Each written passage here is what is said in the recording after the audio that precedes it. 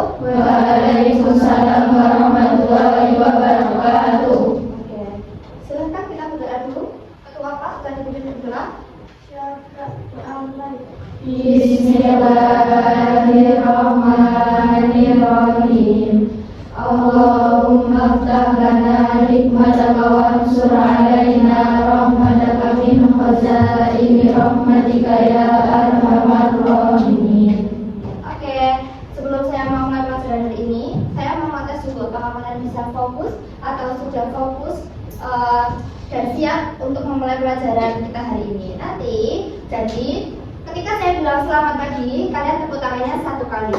Kalau selamat siang 2 kali. Kalau selamat malam, nanti tepuknya setengah. Paham? Bisa kita mulai? Fokus ya. Selamat pagi, selamat pagi, selamat siang, selamat malam, selamat malam, selamat pagi, selamat siang, selamat pagi. Oke, berarti sudah fokus karena tidak ada yang salah. Selanjutnya, apakah hari ini ada yang tidak berangkat? Berangkat semua. Oke. Sebelum saya mulai pelajaran kita hari ini, saya mau mengulas dulu tentang pelajaran kita yang kemarin tentang buku besar. Nah, kemarin kita kan sudah belajar tentang buku besar. Nah, apakah menurut kalian, apakah data tersebut itu sudah siap langsung digunakan untuk membuat laporan keuangan? Ada yang bisa jawab? Ya? Perkenalkan, nama saya Risa. Ya? Menjawab pertanyaan dari Oke. belum siap karena satu buku besar masih perlu disesuaikan agar menunjukkan kondisi sederhana. Makanya sebelum dibuat laporan keuangan. Oke, betul. Jadi belum siap karena buku besar harus disesuaikan terlebih dahulu. Oke, berarti sudah paham? Langsung kita lanjut tentang tujuan pelajaran kita hari ini. Jadi nanti kalian itu diharapkan dapat memahami tentang jurnal penyesuaian, kemudian dapat mengidentifikasi akun-akun yang terkait, serta dapat menyusun dengan benar. Nah, pelajaran kita hari ini yaitu tentang penyusunan jurnal penyesuaian. Sebelum saya lanjut, saya mau tanya, apa sih jurnal penyesuaian itu dan mengapa perlu dilakukan penyesuaian? Ada yang bisa jawab? Ya? Perkenalkan, saya Jessica. Saya ingin menjawab pertanyaan dari ini. Ya, jawabannya? Jurnal penyesuaian adalah pencatatan di akhir periode untuk menyesuaikan akun. Ini Ya. dilakukan agar pendapatan dan beban dicatat pada periode yang tepat. Oke, bagus. Nah, jadi jurnal penyesuaian adalah pencatatan yang dilakukan pada akhir periode yang digunakan untuk menyesuaikan saldo akun agar sesuai dengan kondisi yang sebenarnya. Nah, tujuan dari penyesuaian itu yang pertama, supaya lebih akurat. Yang kedua, sesuai dengan prinsip akuntansi. Dan yang ketiga adalah mencerminkan kondisi real perusahaan atau kondisi yang sebenarnya terjadi di perusahaan. Kemudian, nah, jadi akun-akun yang perlu atau memerlukan penyesuaian itu ada 4. Yang pertama, pendapatan diterima di muka. Yang kedua, beban dibayar di muka. Yang ketiga, akrual pendapatan. Dan yang keempat adalah akrual beban. Apabila sejak awal beban itu dibayarkan di muka yang dicatat dengan menggunakan pendekatan beban atau laba rugi, maka untuk selanjutnya perusahaan tersebut harus melakukan pencatatan beban dibayar di muka dengan pendekatan beban atau laba rugi secara konsisten. Jadi intinya akun yang memerlukan untuk penyesuaian itu hanya ada 4. Selain itu tidak memerlukan penyesuaian. Oke, selanjutnya. Nah, yang pertama akan kita bahas adalah beban dibayar di muka. Contohnya, beban dibayar di muka itu ada perlengkapan, ada asuransi dibayar di muka, kemudian ada beban dibayar di muka, dicatat tapi sebagai beban. Kemudian, yang kedua yang akan kita bahas, pendapatan diterima di muka. Nah, pendapatan diterima di muka itu belum menjadi hak penerima pendapatan seutuhnya karena penerima belum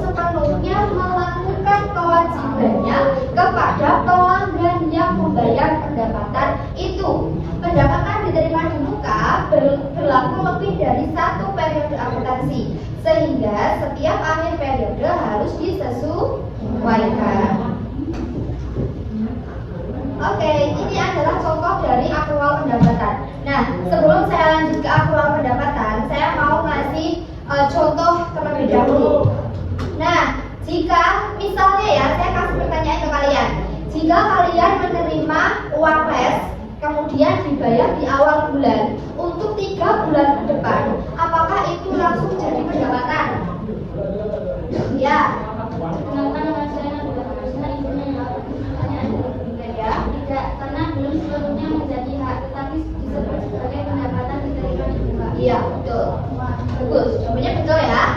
Oke, berarti sudah paham tentang pendapatan diterima di muka. Nah, selanjutnya ini adalah contoh kasus tentang akrual pendapatan. Mungkin dari kalian baru mendengar tentang akrual pendapatan baru hari ini. Nah, bisa diperhatikan contohnya.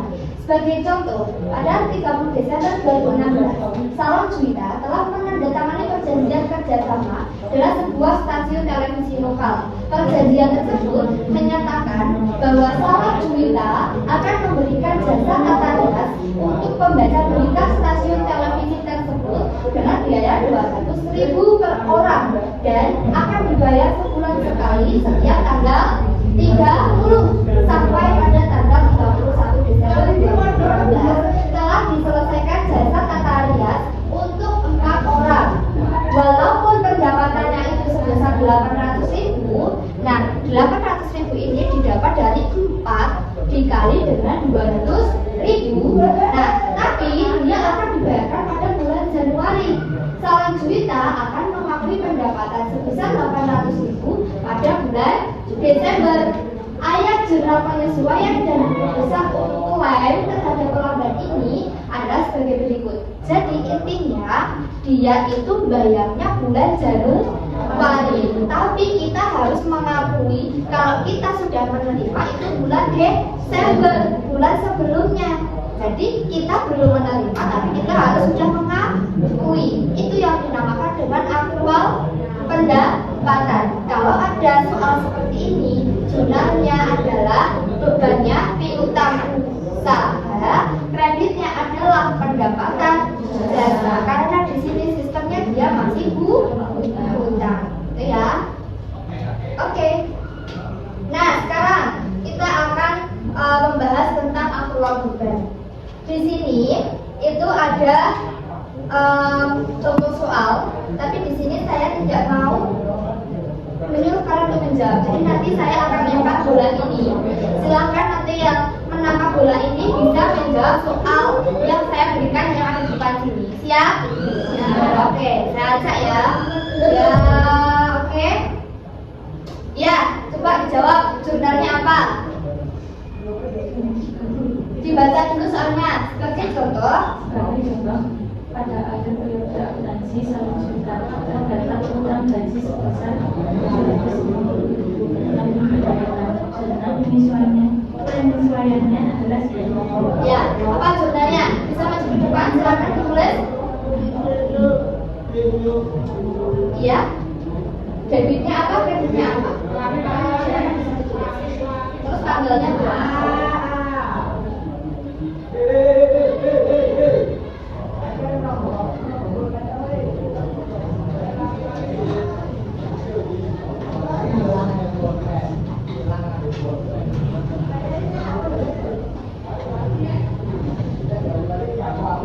Debitnya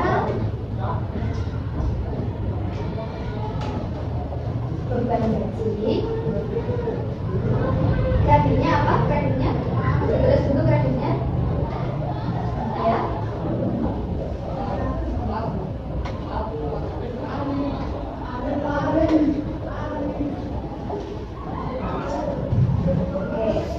Debitnya adalah beban gaji, kemudian kreditnya adalah utang gaji. Nominalnya berapa?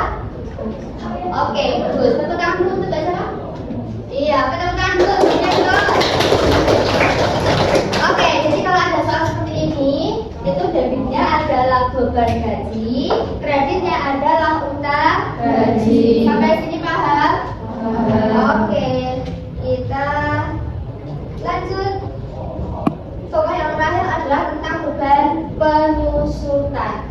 Sebagai contoh, dalam neraca saldo calon juita terdapat akun peralatan. Diingat-ingat, ada akun yang namanya peralatan sebesar 7.200.000.